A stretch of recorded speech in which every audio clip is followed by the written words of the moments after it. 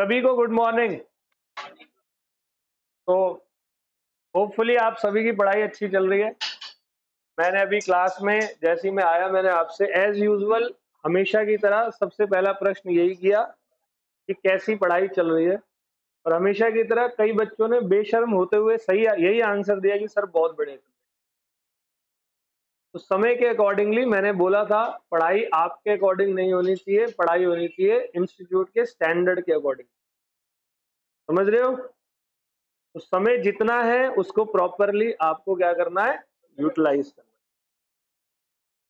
आज या कल तक आपको एक मैं सिनेरियो भी देने वाला हूं कि किस तरीके से आगे आने वाले 2 महीने में आपको समय यूटिलाइज करना है। ठीक है, लेट्स स्टार्ट यूनिट नंबर 6 जिसका नाम है कंटिंजेंट एंड क्वाजी कॉन्ट्रैक्ट।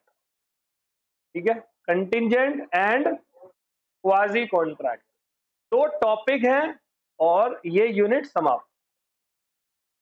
कुल मिलाकर इंडियन कॉन्ट्रैक्ट एक्ट में जितनी भी हमने मशक्कत करी है वो मशक्कत यूनिट नंबर 4 तक रहती है। अगर मैं ओल्ड सिलेबस पे जाऊं तो ओल्ड सिलेबस में तो 6 यूनिट ही हुआ करते थे, मतलब ओल्ड के हिसाब से आज कॉन्ट्रैक्ट एक्ट खत्म होना चाहिए था। लेकिन नया सिलेबस जब तुम लोगों का आया, अभी सितंबर अटेम्प्ट के अंदर आप लोग पेपर दोगे और एक नया सिलेबस जून वाले बच्चे दे चुके हैं, तो कॉन्ट्रैक्ट एक्ट में 3 नंबर ऑफ यूनिट और ऐड करे हैं, 7, 8 और 9। हालांकि बहुत ज्यादा बड़े यूनिट वो भी नहीं है, बहुत ज्यादा समस्या वहां होने वाली नहीं है। मतलब आने वाले जहां तक मैं समझता हूँ 5 से 6 लेक्चर के अंदर आप लोगों का कॉन्ट्रैक्ट एक्ट हम खत्म करने जा रहे हैं।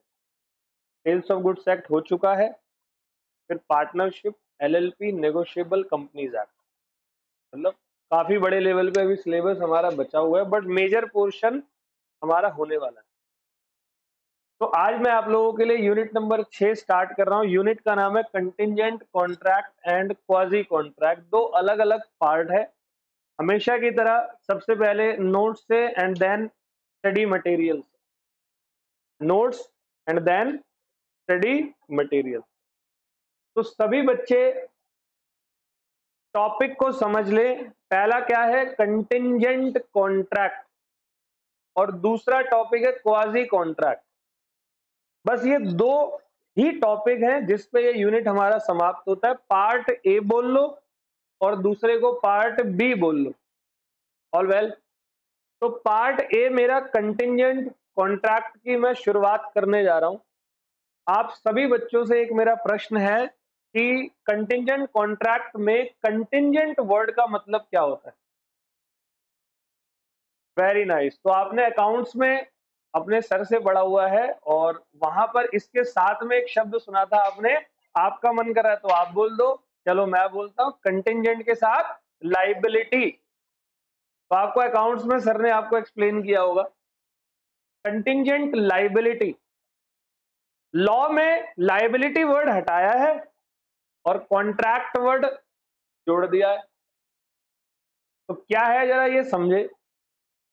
कंटिंजेंट वर्ड का मतलब होता है कि कोई फ्यूचर अनसर्टेन इवेंट के होने या ना होने पर हमारा कॉन्ट्रैक्ट बेस्ड होता है।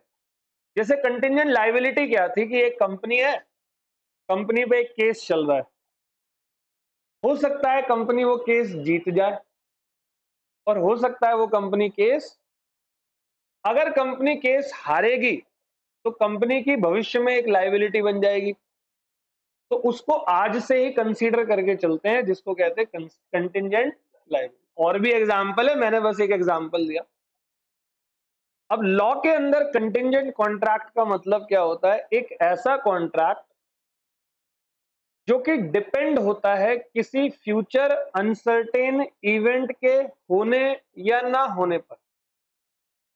आप बोलोगे सर कहीं ना कहीं तो सुना हुआ है। क्या आपने मुझसे यूनिट नंबर 3 का सबसे लास्ट टॉपिक पढ़ा हुआ है, वेजरिंग एग्रीमेंट? वेजरिंग मतलब मैंने क्या बताया था, ऐसे एग्रीमेंट जो कि बेस्ड होते हैं upon some future uncertain event के होने या ना होने पर, तो सर जी दोनों के बीच में डिफरेंस क्या है? आप वेजरिंग में भी यही कह रहे थे, आप कह रहे थे वो वॉइड है, आप यहाँ कंटिंजेंट कॉन्ट्रैक्ट की बात कर रहे हो। तो सुनना बहुत ध्यान से, वेजरिंग एग्रीमेंट में पार्टी को सब्जेक्ट मैटर से कोई लेना देना नहीं होता। जैसे मैंने ये बोला अभी थोड़े दिन पहले, इंडिया और क्या था, south Africa world cup match था। तो मान लो दो दोस्त आपस में शर्त लगा रहे हैं, पहले ने बोला इंडिया जीतेगा, दूसरा कह रहा है इंडिया हारेगा, दूसरा था प्रफुल्ल, ठीक है, बाकी तुम लोग समझदार हो। तो भाई दोनों में शर्त लग गई भाई, 1-1 लाख रुपए की शर्त लग गई, ठीक है। एक ने बोला जीतेगा, एक कह रहा हारेगा। तो उन दोनों का जो एग्रीमेंट है वो वेजरिंग नेचर का है, सट्टा लगा रहे हैं। उनको कोई मतलब नहीं है सब्जेक्ट मैटर से, उनको मतलब है उनके 1 लाख रुपए से। कंटिंजेंट कॉन्ट्रैक्ट डिफरेंट होता है, यहां पर जो सब्जेक्ट मैटर होता है ना, ये कॉन्ट्रैक्ट में कोलेट्रल होता है। कोलेट्रल मतलब अटैच्ड होता है, जुड़ा हुआ होता है, सेकेंडरी होता है। मैं आपको सबसे बेस्ट एग्जांपल देता हूं, बेस्ट क्या, दो एग्जांपल देता हूं। किसी के घर में गाड़ी है, कार, यस, कौन सी कार है बेटे? हैरी, अच्छा हैरियर, पूरा बोलना हैरी, इसका भी शॉर्ट नाम हो गया हैरियर। तो हैरियर अच्छी गाड़ी है। तो पिताजी ने गाड़ी खरीदी थी, तो जब भी आपके फादर साहब ने वो कार खरीदी, तो कितना टाइम हो गया लिए हुए, 1 साल पहले पापा ने गाड़ी ली, तो उस गाड़ी का इंश्योरेंस भी हुआ है नहीं हुआ? 100% हुआ है, क्योंकि भारत में इंश्योरेंस कंपलसरी है गाड़ी। तो फिर आपके फादर और इंश्योरेंस कंपनी के बीच में कॉन्ट्रैक्ट हुआ होगा, वो क्या होगा? इंश्योरेंस कंपनी ने आपके फादर से बोला होगा कि 1 साल तक का आप हमें एक प्रीमियम पे करें गाड़ी का। आई डोंट नो कितना होगा, मान के चल रहा हूं 40,000 रुपए। तो आप हमें 1 साल का क्या पे करें? प्रीमियम पे करें,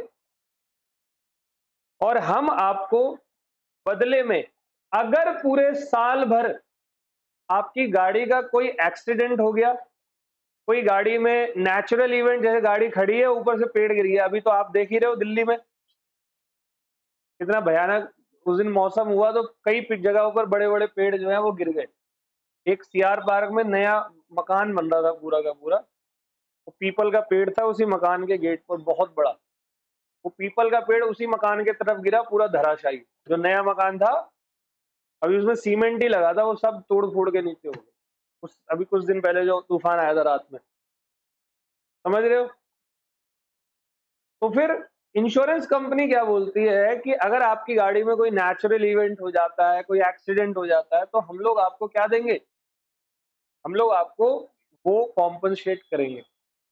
तो आपके पापा और इंश्योरेंस कंपनी के बीच में कॉन्ट्रैक्ट हुआ, जो कि कंटिजेंट कॉन्ट्रैक्ट है। मतलब इंश्योरेंस कंपनी की परफॉर्मेंस आपके फादर की गाड़ी के एक्सीडेंट होने या नेचुरल इवेंट होने या ना होने पर डिपेंड करती है। जैसे मान लो साल भर कुछ नहीं हुआ, तो क्या आपके पापा इंश्योरेंस कंपनी से पैसे मांग सकते हैं? और मान लो एक्सीडेंट हो गया, तो मांगेंगे? बताओ, एक्सीडेंट होना फ्यूचर अनसर्टेन इवेंट है या सर्टेन? सबका थोड़ी होता है, और सब बच भी नहीं सकते। तो फ्यूचर अनसर्टेन इवेंट के होने या ना होने पर बेस्ड होता है, जिसको आप कहते हो कंटिजेंट कॉन्ट्रैक्ट। ऑल वेल, पहला ओके। अब एक प्रैक्टिकल एग्जांपल देता हूं, जो मैं अपने नोट्स के अंदर भी आप लोगों को दिखाने वाला हूं। मान लो कि मैं एक इंपोर्ट एक्सपोर्ट का मेरा बिजनेस है, तो मेरी ना एक शिप आ रहा है जो सिंगापुर से आ रहा है, पानी का जहाज। पानी के जहाज में माल आता है, सामान आता है। तो शिप सिंगापुर से जो है वो इंडिया आ रहा है, मुंबई एयरपोर्ट, सॉरी एयरपोर्ट नहीं, मुंबई पोर्ट। और उस शिप में 5,000 साइकिल्स आ रही है मेरी, 5,000 साइकिल। तो मेरे से एक होलसेलर आया कॉन्ट्रैक्ट करने के लिए कि सर आप अपनी 500 साइकिल क्या मुझे सेल करोगे? तो मैं उससे ये बोलता हूं कि अगर मेरा ship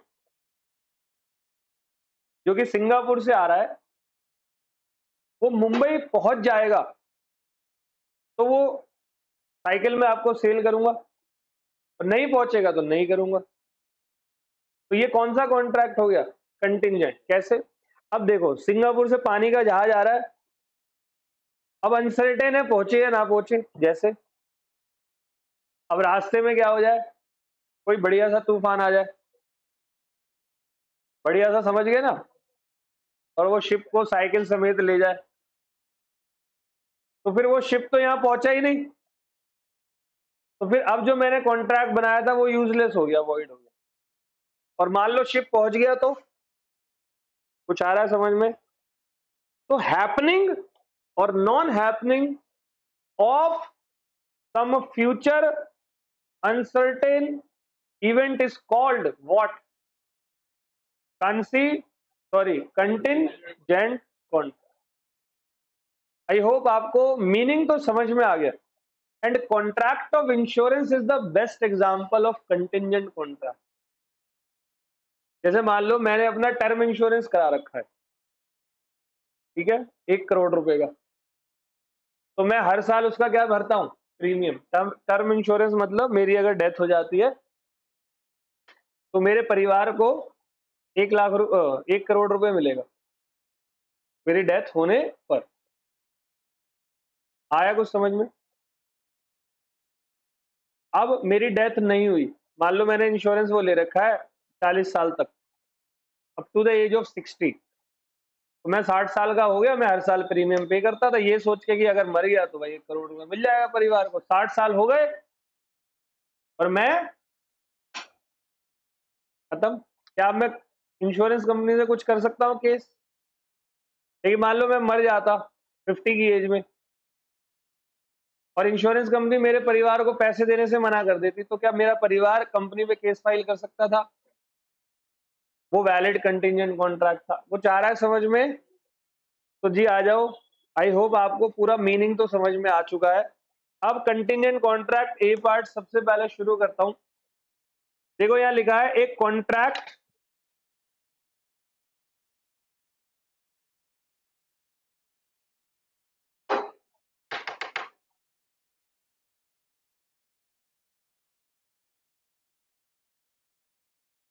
a contract to do or not to do, a contract to do or not to do something if some future event is collateral। collateral मतलब सपोर्टिंग, मतलब इंश्योरेंस कंपनी कह रही है मैं आपको पैसा तब दूंगी जब आपकी गाड़ी का क्या हो जाए, बोलो, एक्सीडेंट हो जाए, तभी पैसा मिलेगा, वरना पैसा। to such contract happens or does not happen। तो एग्जाम्पल है contract of insurance is equal to contingent. तो देखो एक एग्जाम्पल है, mister Awara get his car insurance from HDFC life company. अब देखो नाम में ही आवारा, और कार का इंश्योरेंस करवाया, तो क्यों करवाया होगा? भटकता है ये तो मार्केट में। The company agreed to pay rupees how much 10 lakh on happening of any. तो आवारा का अगर एक्सीडेंट हो गया तो आवारा को 10 लाख रुपए मिलेंगे, और नहीं हुआ तो is not able to claim the amount as it is contingent contract which is based upon future event which is supporting happening or non happening, and here the contract is happening or event is non happening, then I am not able to claim the amount. If contract is for happening, an event happened, then I can claim the amount from the insurance company। All well? तो this is what contingent contract. तो देखो क्या कहता है second point, contingent contract की validity क्या होती है भाई साहब? तो generally question give situation then your answer will be as per the. अच्छा, कंटिंजेंट क्वेश्चन की सिचुएशन पे डिपेंड करेगा और आंसर आपके अकॉर्डिंगली आप लोग देने वाले। All well? तो कंटिंजेंट कॉन्ट्रैक्ट के कुछ रूल्स होने वाले हैं, तो वो रूल्स क्या है जरा आप ध्यान से समझिएगा। तो मैंने क्या किया, कंटिंजेंट कॉन्ट्रैक्ट को भी दो पार्ट में डिवाइड कर दिया। एक तो अगर कोई कंटिंजेंट कॉन्ट्रैक्ट बना है हैपनिंग पे तो हैपनिंग, और अगर एक बना है नॉन हैपनिंग पे तो मैं पहले आपका बना रहा हूं क्या, happening of future uncertain event. आप लोग पहले मेरे से एग्जांपल समझना। मान लो एक डेटर है और ये क्रेडिटर है, या इसको छोड़ो ऐसे लिखो, ये ए है और ये बी है। ए के पास जाता है 20,000 रुपए लेने, तो ए बी को बोलता है मेरा एक शिप आ रहा है सिंगापुर से, अगर वो मुंबई 20 दिसंबर तक पहुंच गया तो पैसे दे दूंगा वरना नहीं दूंगा। नहीं समझे? रिपीट कर रहा हूं। बी गया ए के पास पैसे लेने 20,000, मान लो उधार लेने गया है या कुछ भी हो। ए ने बी को बोला कि मेरे काबिल दोस्त, सिंगापुर से मेरा एक शिप आ रहा है, वो शिप अगर पहुंच जाता है कहां पर, मुंबई पोर्ट, किस तारीख को, तो तुम मेरे से पैसे ले लियो, और नहीं पहुंचता तो पैसे मत लियो। All well. तो ए का ये जो कॉन्ट्रैक्ट है वो based upon happening of some future uncertain event है। हैपनिंग मतलब होगा। तो अब मान लो शिप आ गया 20 को, तो बताओ बी पैसे मांग सकता है या नहीं, और नहीं देगा तो क्लेम कर सकता है या नहीं, मतलब एनफोर्सेबल है। और शिप आ गया 19 को 20 से पहले, तो भी एनफोर्सेबल है। और शिप आया 22 को तो एनफोर्सेबल। शिप डूब गया रास्ते में तो बोलो ना नहीं है एनफोर्सेबल, पहुंच ही नहीं पाएगा सर। हमने क्या बोला, अगर 20 तारीख तक आ गया तो आ ही नहीं पाएगा। All well. तो देखो यहां पर A contingent contract based upon happening of future uncertain event, example कह रहा D, a debtor agrees to pay C a creditor rupees 10,000 if his ship which is coming from Dubai reaches at Mumbai port on or before 5 अक्टूबर। कह रहा या तो 5 या 5 से पहले अगर मेरा शिप यहां पहुंच जाता है तो फिर मैं तेरे को पैसे दे दूंगा। तो मान लो तीन केस है। इवेंट हैपन ऑन और बिफोर स्पेसिफाइड इवेंट, मतलब शिप पहुंच गया तो कॉन्ट्रैक्ट क्या है, इवेंट आफ्टर स्पेसिफाइड पीरियड हुआ, मतलब 22 तारीख को शिप आया तो event becomes impossible. All well. अब हम बी पॉइंट की बात करेंगे जिसमें कहता है contingent contract based upon non happening of future uncertain event. तो वो कंटिंजेंट कॉन्ट्रैक्ट है जो बेस्ड है upon non happening, based upon non happening of future uncertain event. Non happening समझते हो? मैंने ये बोला आपसे, देखना क्या है। D, a debtor agrees to pay C a creditor rupees 10,000 if his ship which is coming from Dubai does not reach at Mumbai port on or before 25th of, नहीं पहुंचेगा ऑन और बिफोर 25 अक्टूबर, तो फिर मेरे से तू बात कर लियो। कुछ आया समझ में? तो यहाँ क्या कहता है, अब मान लो द इवेंट हैपन मतलब पहुंच गया तो अनएनफोर्सेबल। 22 तारीख को आया तो नहीं, 25 है ना, 26 तारीख को आया तो एनफोर्सेबल। डूब गया तो भी एनफोर्सेबल, क्योंकि तूने कहा था नहीं पहुंचेगा तो नहीं पहुंचा, डूब गया भाई। लॉजिकल है ना? तो देखो बेटे, मैंने ये टॉपिक आपका यूनिट नंबर 3 का सबसे लास्ट टॉपिक छुड़वा दिया था बोल के कि एक डिफरेंस आएगा यूनिट नंबर 6 में, difference between wagering and contingent. Paper का एग्जामिनर का फेवरेट क्वेश्चन है ये जो आपके सामने बैठा हुआ है, पिछले सालों में बहुत आया है, एग्जामिनर का फेवरेट क्वेश्चन। ठीक है। तो कहता क्या डिफरेंस है बिटवीन कंटिंजेंट कॉन्ट्रैक्ट और वेजरिंग एग्रीमेंट के बीच, दोनों के बीच का डिफरेंस सुनेंगे बेटे मेरे। वेजरिंग और कंटिंजेंट, इन दोनों के बीच में डिफरेंस ये होता है, वेजरिंग एग्रीमेंट वॉइड होता है। मैंने आपको बोला ना, सट्टा लगाने का एग्रीमेंट कर रहे हो, क्या होता है।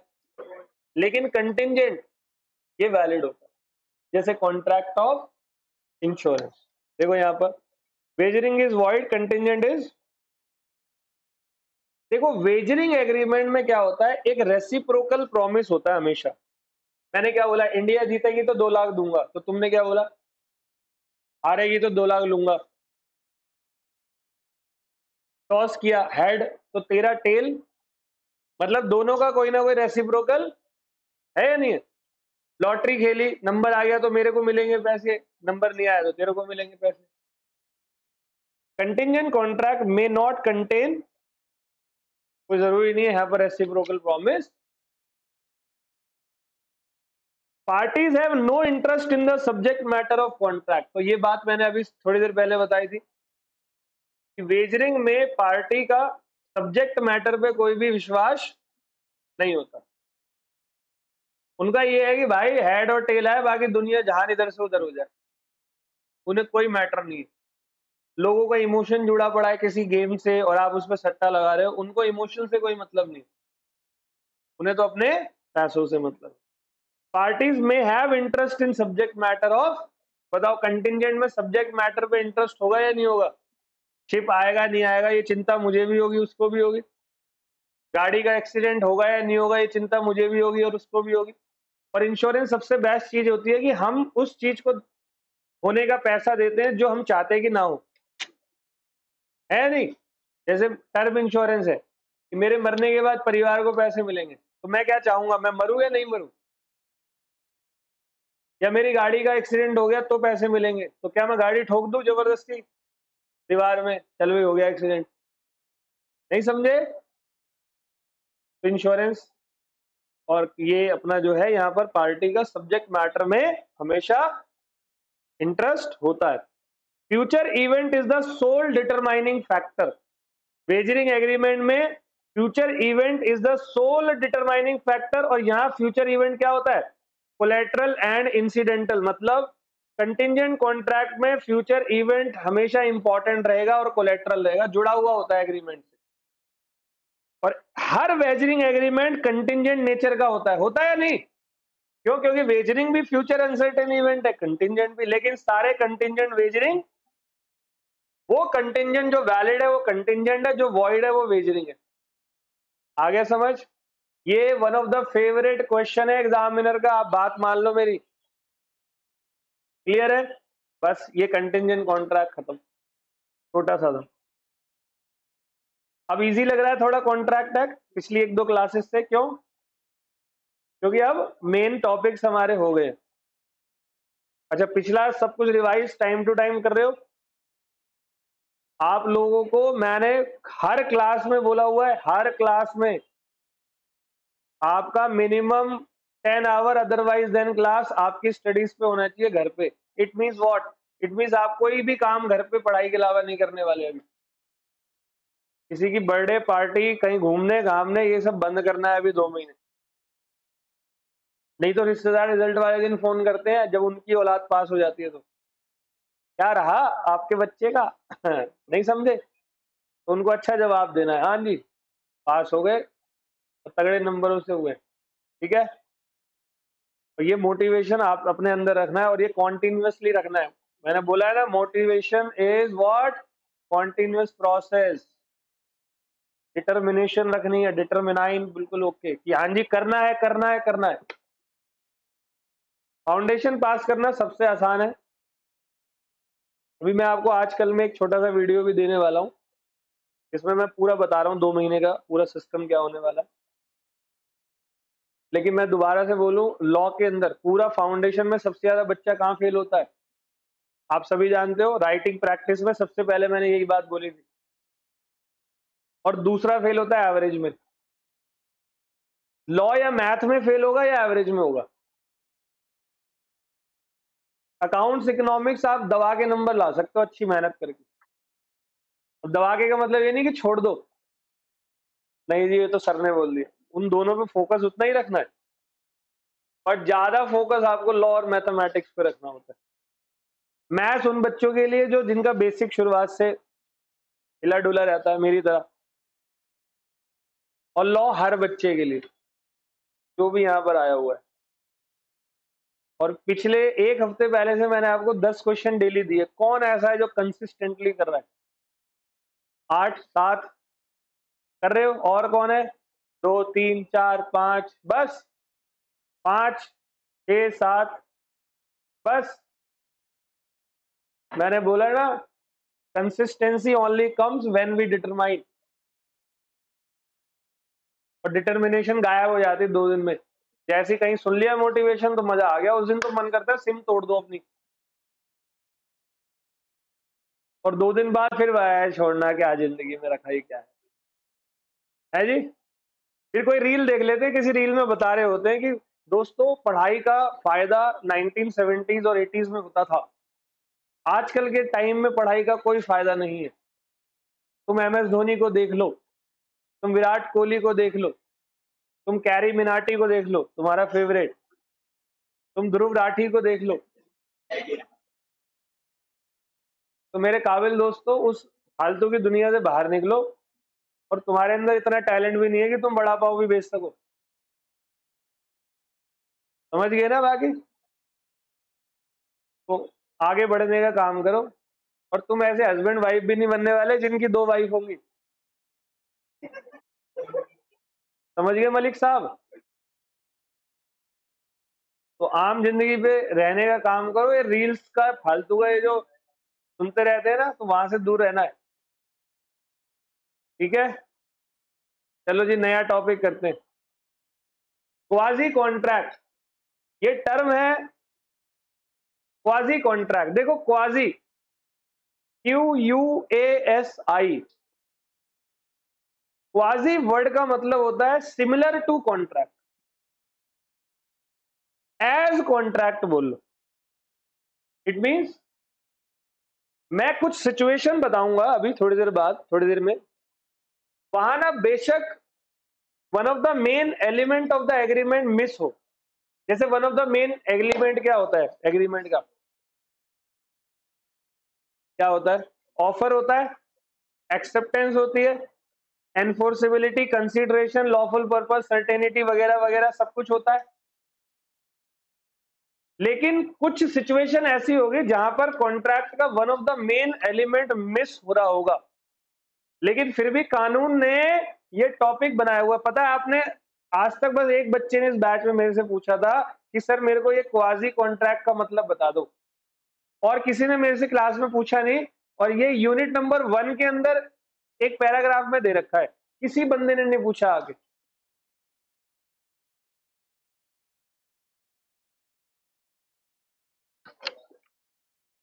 मैंने कहा था कि मैं बाद में बताऊंगा, फिर तो ठीक है, फिर तो मैं अपनी वापस लेता हूँ, अपनी जो बेइज्जती मैंने तुम्हारी करी है। I am really very sorry, ठीक है?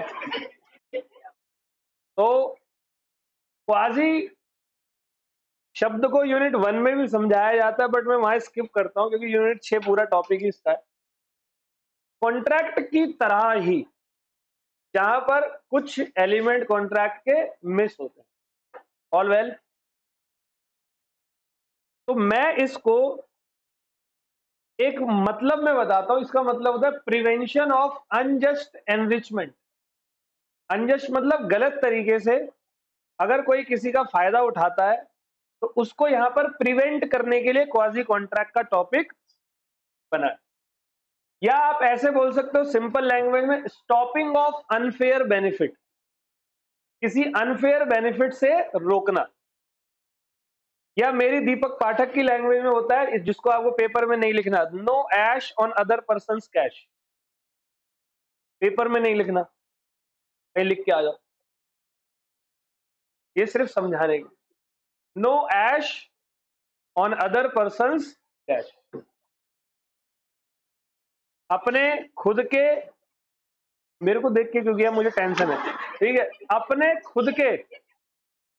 अपने खुद के पैसों पर आप इंजॉय करो, दूसरे वाले के मत उड़ाओ, है ना? तो यहाँ पर कुछ लोग अपने दोस्तों का ख्याल करने लगे होंगे, यार उसके तो उस दिन 200 रुपये खर्च करवाए थे। आ जाओ जी, एक एग्जाम्पल देते हैं बढ़िया वाला।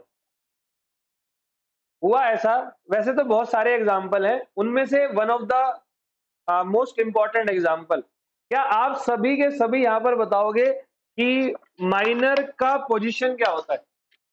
Rules about minor, rule number 1, बस एक रूल बता दो, minors agreement is void in issue.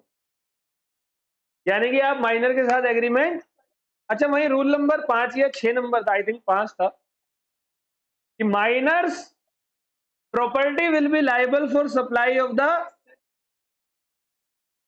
तो माइनर की प्रॉपर्टी के लिए आप क्लेम कैसे कर सकते हो? लेकिन माइनर तो एग्रीमेंट वॉइड है। मान लो माइनर को आपने नेसेसरी प्रोवाइड करी है और माइनर वॉइड है, सॉरी एग्रीमेंट वॉइड है, तो आप माइनर के साथ में कैसे क्लेम करोगे प्रॉपर्टी? तो अगर आप सप्लाई करते हो नेसेसरीज तो वो क्वाजी कॉन्ट्रैक्ट में आ जाता है। आया कुछ समझ में?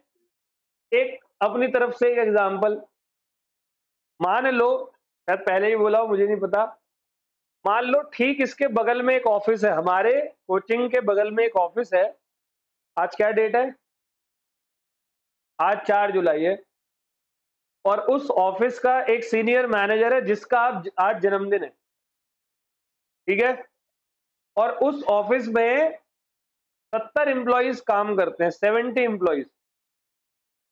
तो सबने केक वेक कटवाया और फिर सर से बोला सर पार्टी पार्टी, वो भी कह रहा चल भाई ठीक है पार्टी, मैनेजर हूं। तो भाई साहब ने क्या करा, डोमिनोज में एक पिज्जा ऑर्डर किया, 70 पिज्जा होते ना वो छोटे वाले, 100 रुपए 200 रुपए का जो आता है, अच्छा वाला रेगुलर पिज्जा, उसने ऑर्डर किया, 70 पिज्जा ऑर्डर करे, एड्रेस दे दिया, ऑनलाइन पेमेंट कर दी और सब कुछ ओके हो गया, ठीक है। अब डोमिनोज वाला आया, हमारा ये वाला गेट खुला हुआ था और क्लास में 70 बच्चा बैठा हुआ था, मतलब देखने में लग रहा था कि 60-70 होंगे, और डोमिनोज वाला इतना पिज्जा लेके आया, बताओ पहली नजर में वो क्या समझेगा कि इन्हीं लोगों ने, क्योंकि एड्रेस भी अगल बगल ही का है। तो मेरे पास आया वो, हाँ जी सर आप ही ने मंगाया? मैंने कहा पैसे हो गए? कहता हाँ जी वो तो आपने, मैंने हाँ हाँ लिया। नहीं समझे? तो सारे बच्चों को खामखा की पार्टी मिल गई। अब 70 बच्चे हमारे थे, 70 पिज्जा आ गए, सबने बढ़िया एक एक खाया। अब हम तो पिज्जा खा रहे हैं और बगल वाले बिलख रहे हैं, सांप की तरह कुंडली मार रहे हैं भूख के मारे कि अब आएगा सर, आने वाला है आने वाला है, सर बस आएगा, समझ रहे हो, भूख के मारे। अब बहुत देर हो गई यार, वो बंदा कह रहा है ऐसी क्या सिस्टम है। उसने कहा डोमिनोज को फोन करके, भाई साहब 70 पिज्जा का ऑर्डर दिया है, आप पिज्जा तो डिलीवर करो। कहते सर डिलीवर तो हो गया आपके यहाँ। अरे अच्छा, हमें तो मिला नहीं। सर आपका एड्रेस पर डिलीवर करके आए। बाद में अब वो परेशान हो गया, कहाँ चला गया। हमसे एक गलती ये हो गई, हमारे बच्चों ने पिज्जा तो खा लिया, लेकिन वो पिज्जा के डब्बे नहीं होते, वो बॉक्सेस बाहर सजा दिए, डस्टबिन में डाल दिए। बगल वाले एम्प्लॉय सर,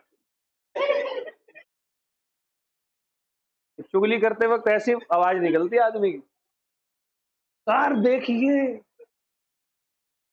ये दोस्त है ना आपके सुमित सर, देखिए क्या किया इन लोगों ने।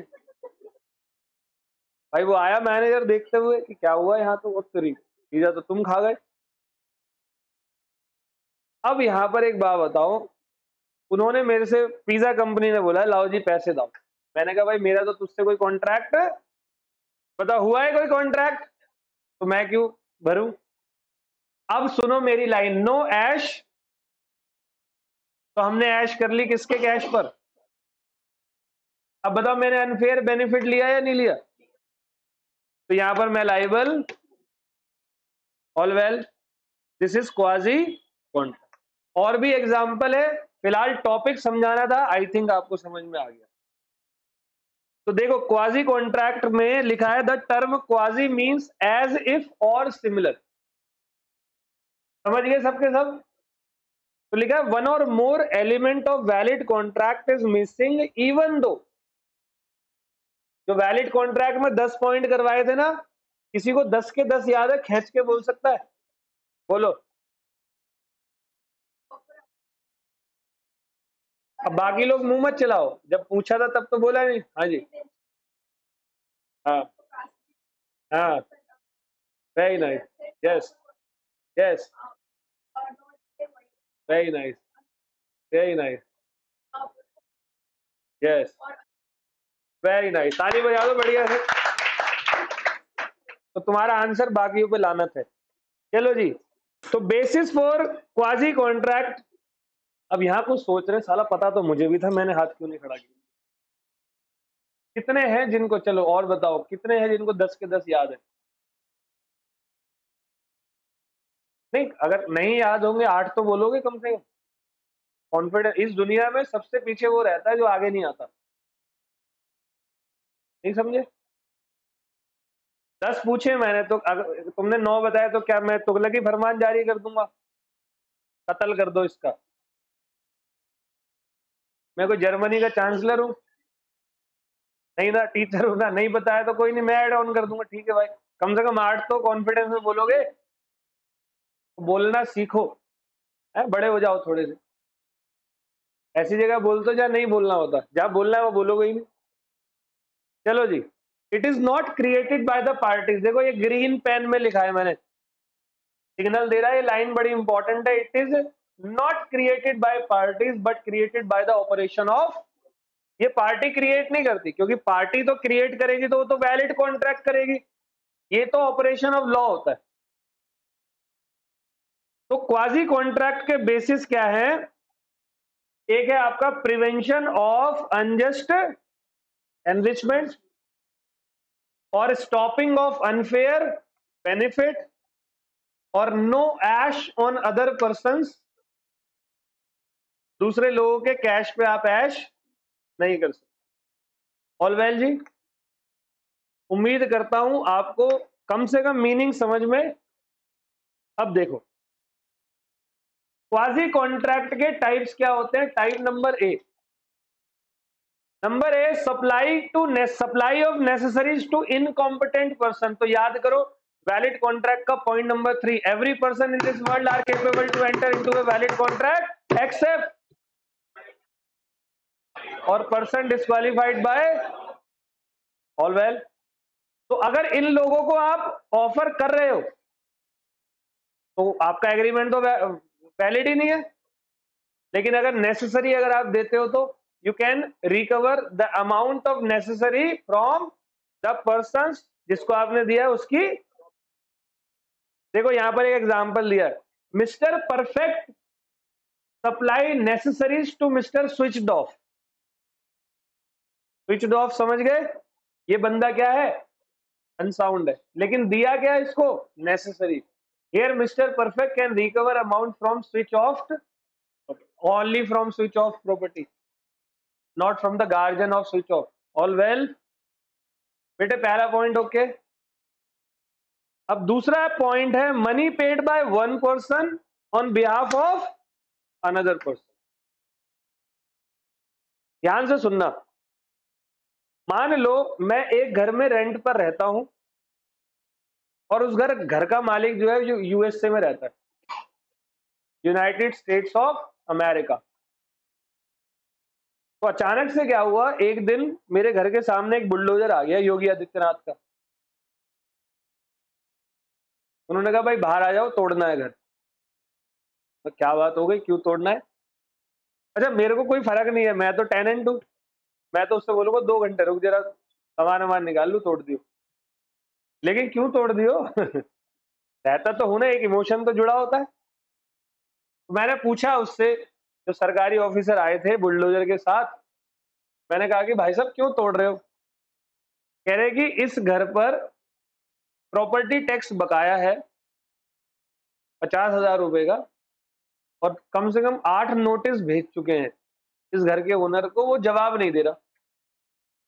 तो 8वें नोटिस में ये बात थी कि हम इस दिन आकर तोड़ देंगे अगर आपने पैसे नहीं दिए, और हम आज आ गए। कुछ आया समझ में? अब मैंने ये सोचा यार घर तो करोड़ का है, अभी 50,000 के चक्कर में करोड़ का घर टूटे, ये कहीं से भी जायज?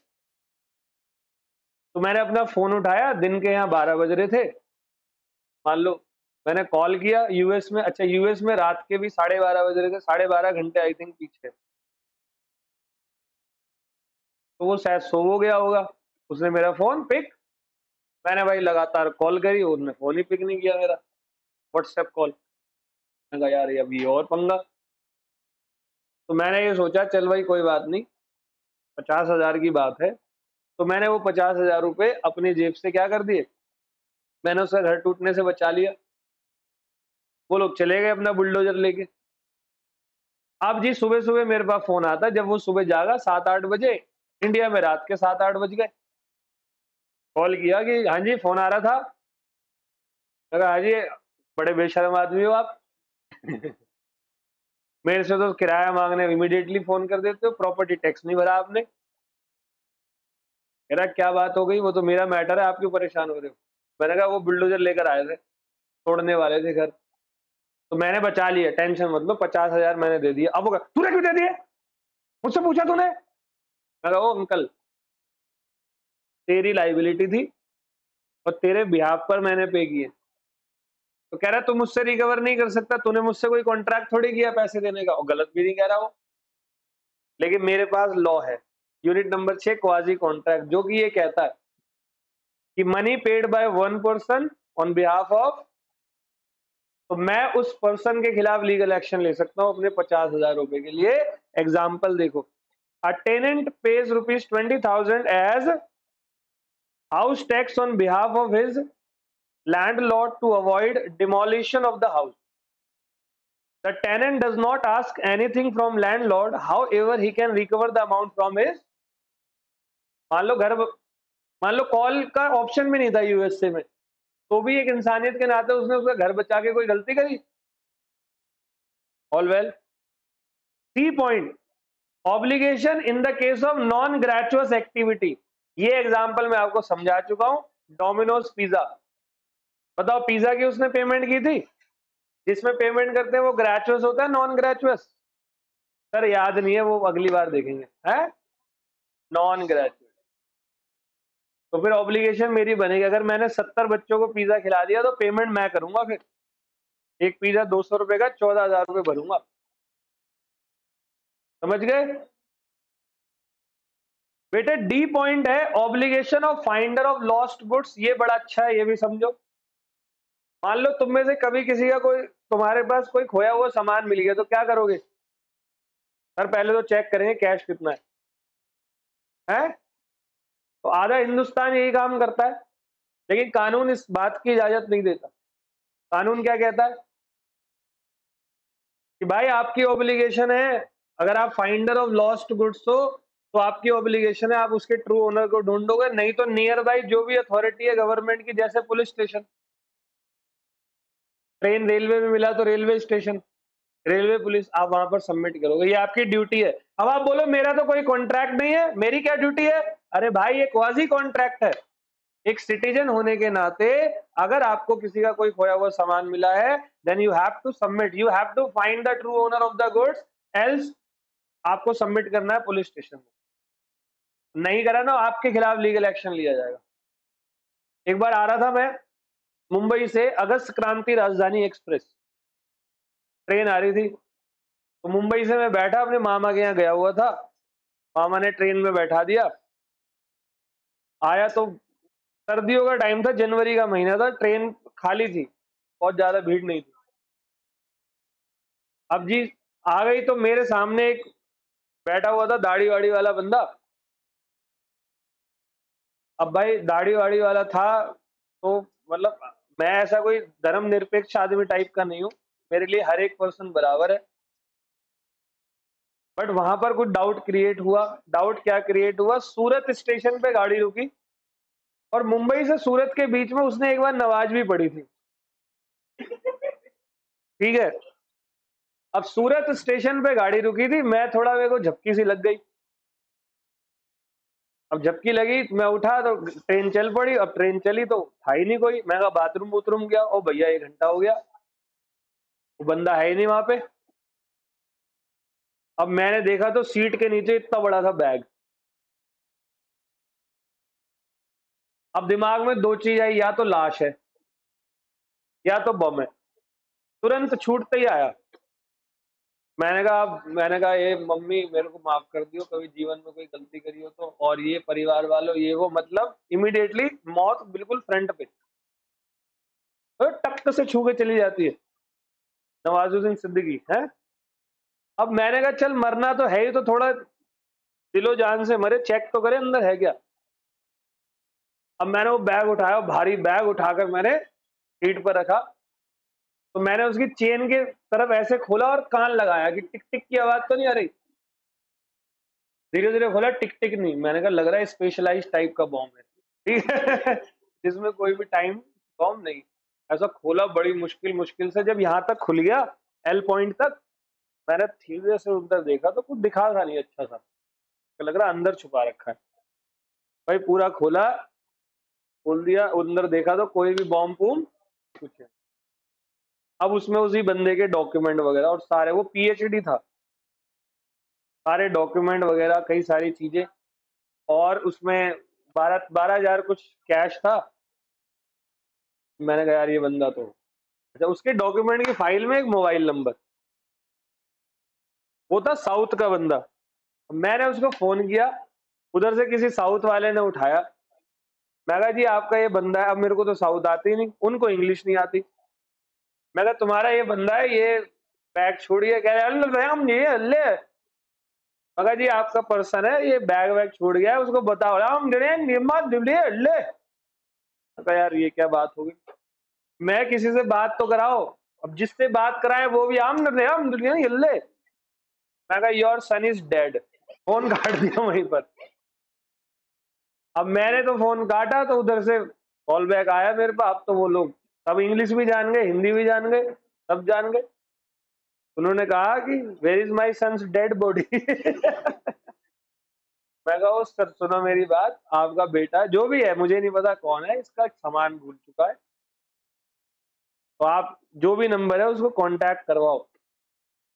और जब वो मुझसे बात कर रहा था, पीछे रोने की आवाज चल रही थी, महिलाएं थी 4-5, वो बड़ा चिल्ला चिल्ला के रो रही। मैं कहा मैं माफी चाहता हूँ, मैंने ऐसा बोला लेकिन मुझे समझ नहीं आ रहा था। कह रहे कोई बात नहीं भाई साहब, अब आपने कॉल तो किया। उस बंदे का मेरे पास फोन आया, उसको आती थी इंग्लिश भी आती थी, हिंदी। मैं कहा भाई साहब, कह रहा सर मैं बहुत परेशान था, मैं रेलवे में भी गया था, मेरे को समझ नहीं आ रहा था क्या करूं। मैं कहा एक काम करो, अब रेलवे में दूंगा तो आपका सामान आपसे पता नहीं मिले ना मिले, तो एक काम करो आप, मैं तो बस सुबह दिल्ली पहुंचूंगा। उसने ही मुझे ऑफर दिया, सर आप दिल्ली पहुंचो और मैं फ्लाइट पकड़ के आऊंगा कल, मैं आपसे वो ले लूंगा। वो मेरा बहुत अच्छा दोस्त भी है, तो शादी में भी आया था। तो हो जा, कभी कभी ऐसे भी रिलेशन बन जाते हैं। लेकिन मेरी वहां क्या थी ऑब्लिगेशन, वो इल्ले मुझे कह भी रहा था 12,000 रुपए रख ले, मैं निल्ले चलो obligation of finder of lost goods में, finder of lost good does not become owner but liable to take care of the goods as a bailee. Bailee, bailee मतलब कस्टेडियन होता है। बेलमेंट का एक पूरा टॉपिक आएगा आगे। He should try to trace the owner of lost goods and he can sell the goods by giving notice to owner। लेकिन notice देने की जरूरत नहीं है अगर आपको जो गुड्स मिला है वो पेरिशेबल नेचर का है। अब मान लो आपको 400 किलो टमाटर मिल गए, तो मालिकों को ढूंढते फिरोगे, आपका है क्या, आपका है क्या, समझ गए। और लास्ट है मनी पेड बाय मिस्टेक। तो देखो ए और बी और सी तीनों जॉइंट प्रोमीजर है, उन्हें डी को 30,000 रुपए देने ईच, 30,000 रुपए देने मिलाकर। अब क्या हुआ, ए ने भी 30 दे दिए, बी ने भी 30 दे दिए और सी ने भी क्या दे दिए। तो बाय मिस्टेक अगर पैसे दिए, बेशक कॉन्ट्रैक्ट नहीं है, आप रिकवर ऑल वेल। ये हमारा हुआ बेटे क्या, क्वाजी कॉन्ट्रैक्ट। रिपीट कर रहा हूं, क्वाजी को सारा prevention of unjust enrichment, types क्या है, supply of necessaries to incompetent person, money paid by one person on behalf of another person, obligation in the case of non gratuitous activity, obligation of finder of lost goods, और money paid by। तो जी वापस अब चलें study material. जिंदाबाद book आ गई। सभी को पहले भी कई बार चेतावनी दे चुका हूं, वार्निंग दे चुका हूं। स्टडी मटेरियल को पूरा समेट जाना, समेट इन द सेंस अच्छे से पढ़ लेना, और इलस्ट्रेशन और एग्जाम्पल छोड़ मत देना एक भी। आधे से ज्यादा क्वेश्चन इलस्ट्रेशन से उठा कर देगा इंस्टीट्यूट। मैंने पूरा सेशन आपको आईसीआई का स्टडी मैट साइमल्टेनियसली कराया टॉपिक के साथ। क्या रीजन है? पहली बात, सारे इलस्ट्रेशन पता होने चाहिए, लैंग्वेज पता होनी चाहिए। लिखोगे कैसे वो आपको समझ नहीं आएगा बिना स्टडी मटेरियल। समझ गए? अभी थोड़े टाइम में, अभी इस कमिंग संडे आपका आरटीपी का एक और आरटीपी सॉल्व करवाऊंगा मैं, राइटिंग।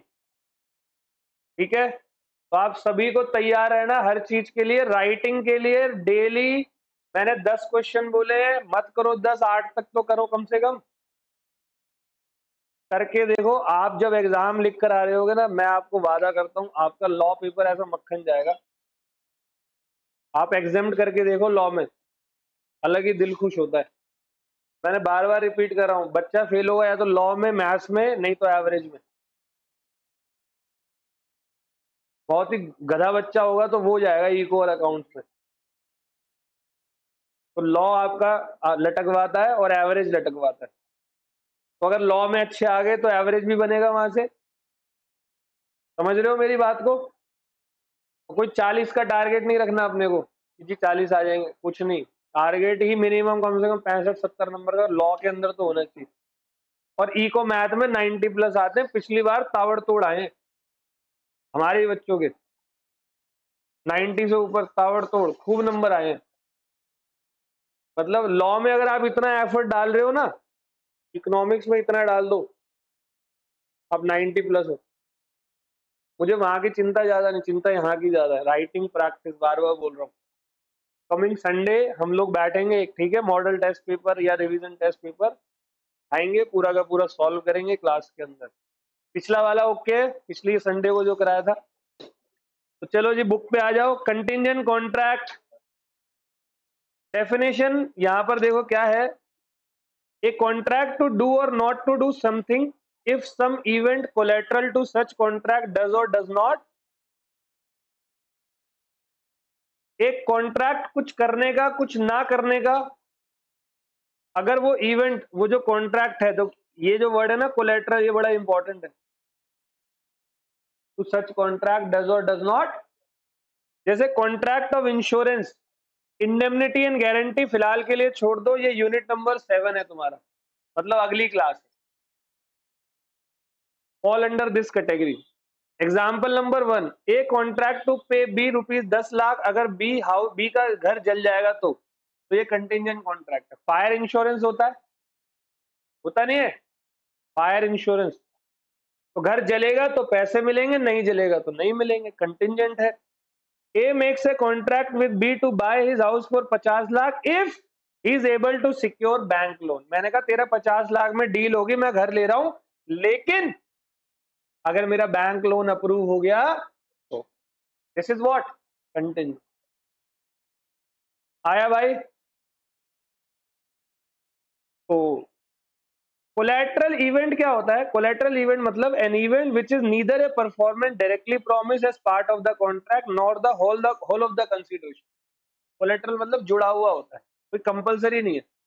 होगा तो हो जाएगा, नहीं होगा तो नहीं होगा। एग्जाम्पल देखो, ए contract to pay 10 lakh to B's house is burn, ये कंटिंजेंट कॉन्ट्रैक्ट है।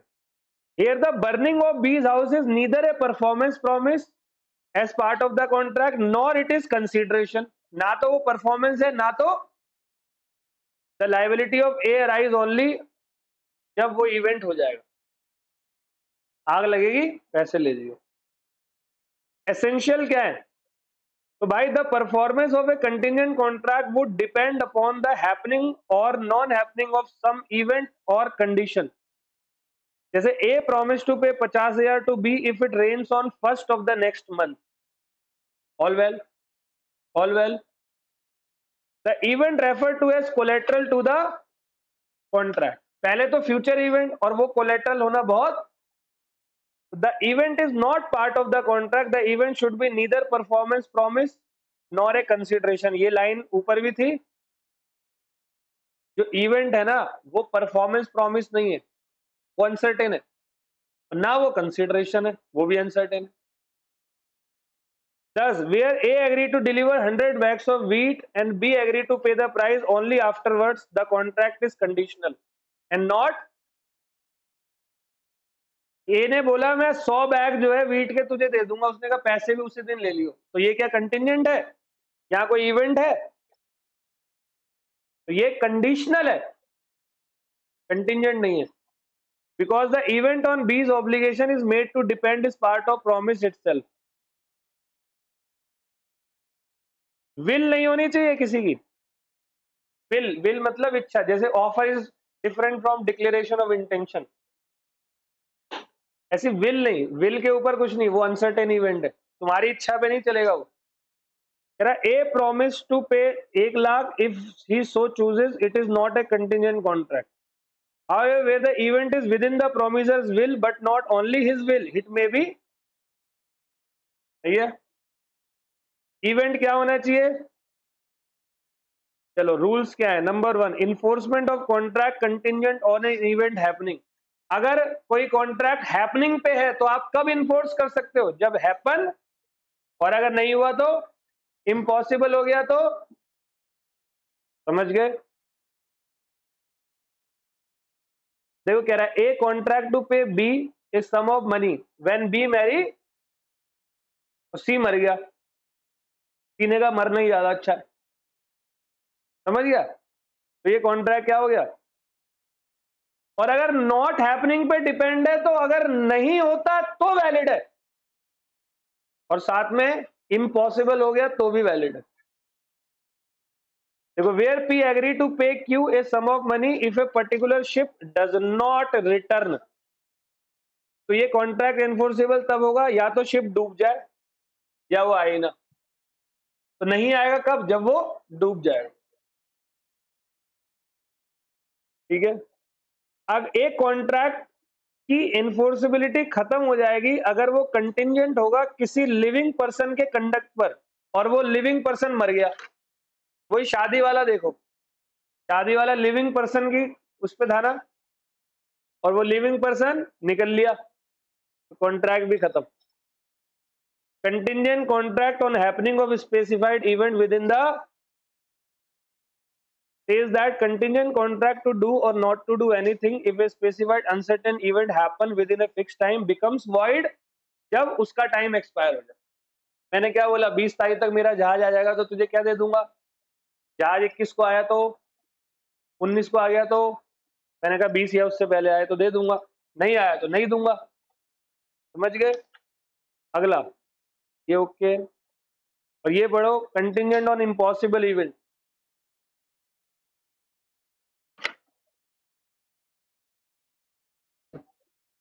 कोई भी कंटिजेंट इवेंट इम्पॉसिबल इवेंट पे वॉइड होता है, चाहे इम्पॉसिबिलिटी नोन हो या नहीं हो। मैंने बोला फ्यूचर अनसर्टेन इवेंट पे हो, इम्पॉसिबल पे नहीं। मुझे पता है ये चीज हो ही नहीं सकती, मैं तुम 102 नंबर लाओगे तो तुम्हें लैपटॉप दूंगा, ला सकते हो? ये कंटिजेंट है, हाँ ये कंटिजेंट है। तुम 85 ले आओ आउट ऑफ 100 तो तुम्हें मैं लैपटॉप दूंगा, ठीक है, मजाक कर रहा हूं। देखो example, A agree to pay B 1 lakh if sun rise in the west. Sun कभी वेस्ट से राइज होता है? ईस्ट से राइज होता है, दिस इज इम्पॉसिबल। तो बताओ जी कंटिजेंट वेजरिंग में डिफरेंस, मैंने बता दिया डेफिनेशन। वेजरिंग में रेसिप्रोकल होता है, कंटिजेंट में हो भी सकता है, और अनसर्टेन इवेंट कंटिजेंट में कोलेट्रल होता है, और यहाँ अनसर्टेन इवेंट कोर फैक्टर होता है वेजरिंग में। कंटिजेंट का नेचर ऑफ कॉन्ट्रैक्ट क्या होता है? कंटिजेंट कॉन्ट्रैक्ट वेजरिंग का जरूरी नहीं है हो, बट हर वेजरिंग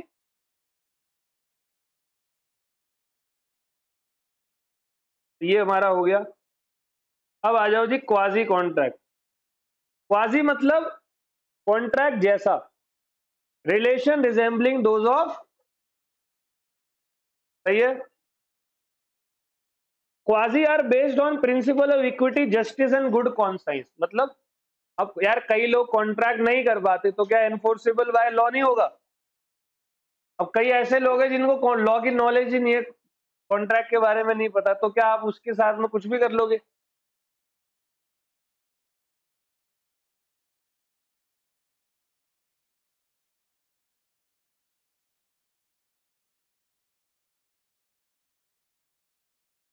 सही है।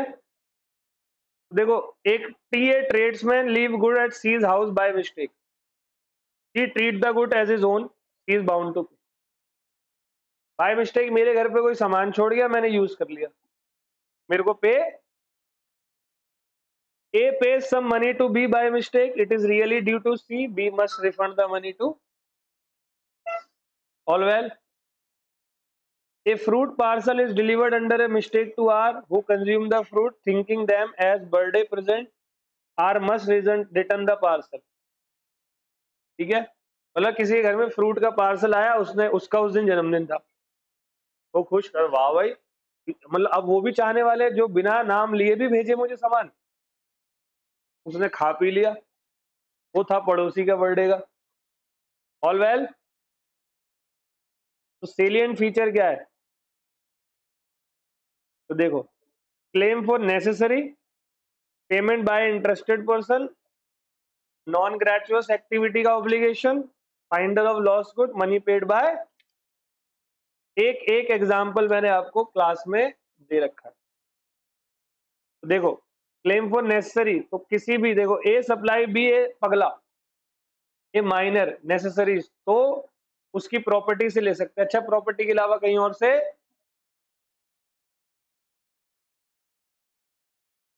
Payment by an interested person, मतलब लैंडलॉर्ड वाला याद है, tenant, money paid by behalf of another person. Non gratuitous act की ऑब्लिगेशन, डोमिनोज का pizza. A tradesman leaves goods at B's house, मतलब डोमिनोज वाला गलती से सारा सामान किसके घर पे छोड़ गया? बी के घर पे, और बी ने वो खा लिया, तो बी को पैसे। Responsibility of finder of lost goods, क्या रिस्पॉन्सिबिलिटी होती है? वो प्रॉपर टेक केयर करेगा और ढूंढेगा, केयर करेगा, बेच देगा, बेचेगा तो नोटिस देकर, पेरिशेबल में नोटिस देने की जरूरत, और मनी पेड बाय मिस्टेक। तो क्वाजी और कॉन्ट्रैक्ट में क्या फर्क है? देखो, वैलिड कॉन्ट्रैक्ट के सारे एसेंशियल कॉन्ट्रैक्ट में होते हैं 10 के 10, क्वाजी में कुछ मिसिंग होते हैं।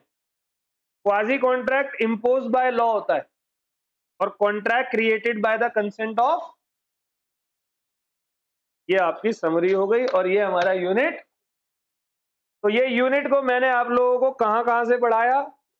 एक तो अपने नोट्स से, और एक ऑल वेल। तो उम्मीद करता हूं आपको अच्छे तरीके से समझ में आया। डाल दिए, ठीक है। थैंक यू सो मच, मिलते हैं आपसे अगली क्लास में।